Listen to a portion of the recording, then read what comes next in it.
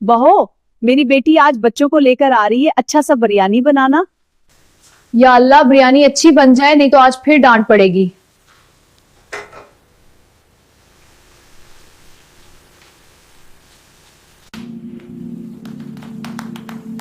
आ गई मेरी बेटी, आओ बैठो।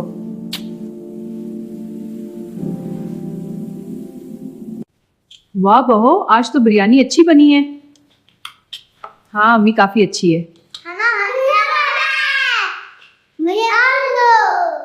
भाभी, मेरे सारे कपड़े गंदे थे, वो भी ले आई हूँ, धो देना।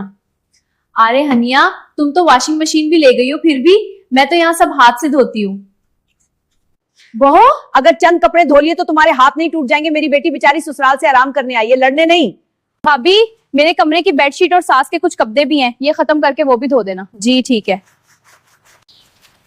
मुझे तो नौकर बना के रख दिया है थी है, ना कोई अपना समझता है, ना कोई एहसास करता है। अगर शोहर ही साथ ना दे तो औरत की जिंदगी कितनी मुश्किल हो जाती है। वो जीती तो है मगर हर दिन टूटती रहती है। औरत सिर्फ काम करने के लिए नहीं होती, वो भी इज्जत मोहब्बत और साथ चाहते हैं। अगर शोहर इसका साथ दे तो वो हर मुश्किल आसान कर देती है।